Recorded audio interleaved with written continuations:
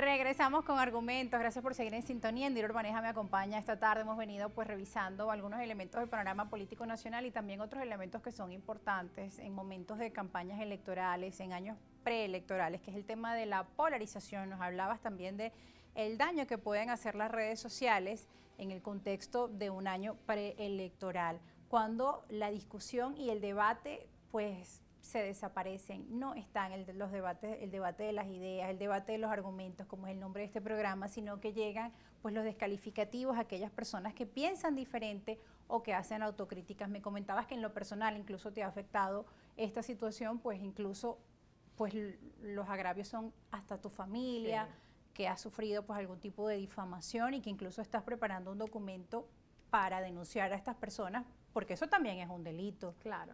¿No? El hecho de que pues digan cosas sobre una persona sobre la que no hay pruebas, sobre la que no hay sustento, pero en este nuevo mundo en el que una mentira retuiteada 1000 veces se hace verdad. Se puede convertir en verdad. Una mentira con muchos reposts.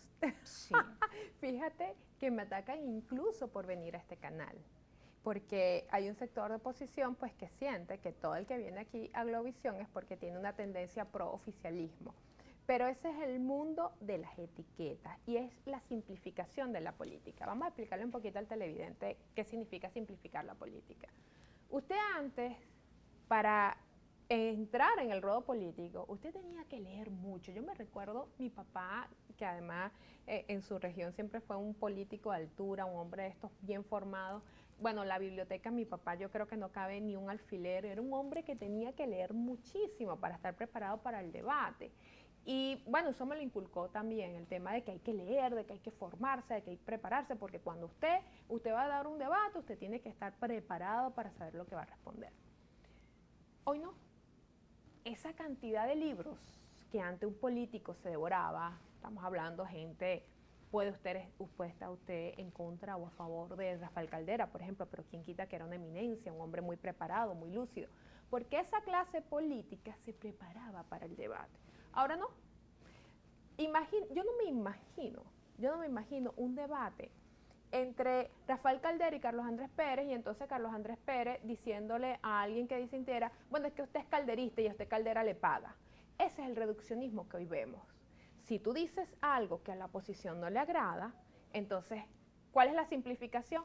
¿Yo para qué me voy a poner a debatir con ella? ¿Para qué me voy a poner a darle un texto allí? Mejor digo que el gobierno le paga, que es una tarifada, y cerramos el debate. Bueno, incluso pasa con los periodistas cuando mencionamos algunos temas de la realidad política y a veces el entrevistado, pues en lugar de responder o refutarlo con argumentos, con pruebas o con estadísticas, dice, usted no conoce la realidad, salga a la calle. Correcto. Para que vea que eso no es así. Bueno, por mencionar uno de tantos ejemplos que pasan muchas veces, entonces se va perdiendo eso es reducir el pues debate. Esa discusión eso es reducir de demostrar el debate. con datos y con estadísticas, con argumentos, la realidad de lo que está ocurriendo. Ahora, Indira, para las personas en medio de todo este diatriba política, pues la principal preocupación es que los políticos obviamente resuelvan los problemas económicos y sociales que tenemos, pero eso muchas veces esos temas pareciera que están ausentes en el debate de la dirigencia política de la oposición y también por parte de algunos dirigentes del gobierno, porque vemos que están como todos muy al pendiente pues de mantenerse o en el poder o de lograr alcanzar el poder. Es el reacomodo político lo que hoy se lucha. Mira, yo no pretendo hacer apología al chavismo, ni pretendo decir que, ay, pobrecito el gobierno y pobrecito, pero hay una reflexión.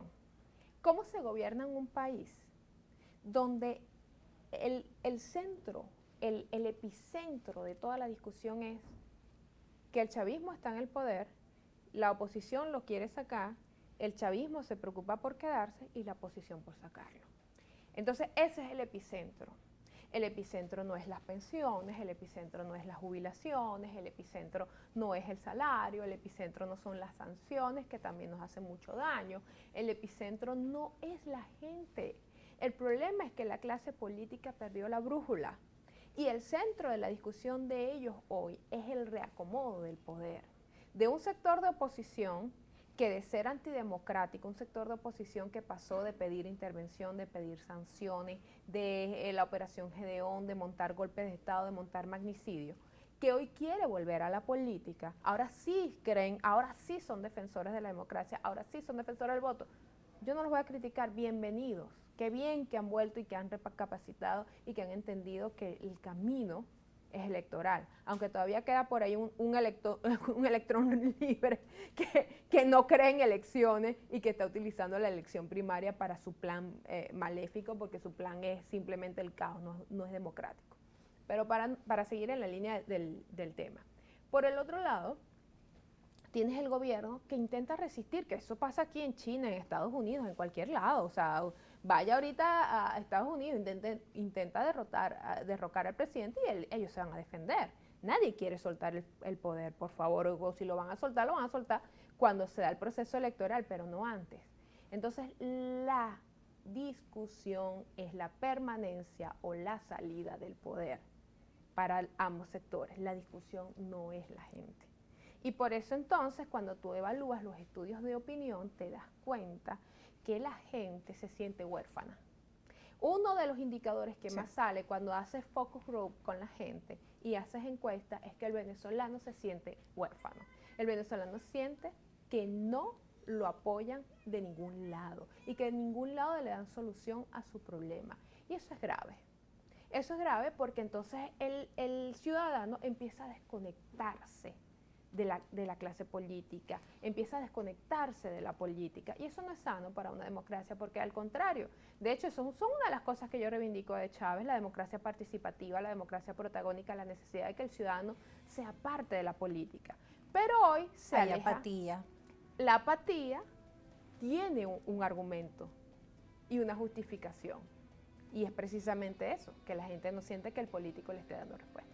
Y que además tienen que dedicar pues sus horas del día a resolver sus problemas, a ver cómo llevan la comida a la casa, cómo consiguen los libros para el regreso a clases, los uniformes, cómo tratar de darle a los niños un momento de esparcimiento en estas vacaciones escolares. En fin, son muchas las preocupaciones que tienen las personas en sus cabezas y también todo lo que tienen que hacer para poder subsistir. Estamos hablando ni siquiera pues de darse lujo, ¿no? Sí, estamos hablando pues de el alimento y de lo básico, la educación para sus niños y el tema de la salud. Tenemos que ir a una pausa, pero ya regresamos con más argumentos. Ustedes no se aparten. Ya vamos con también sus comentarios a través de nuestras cuentas en redes sociales.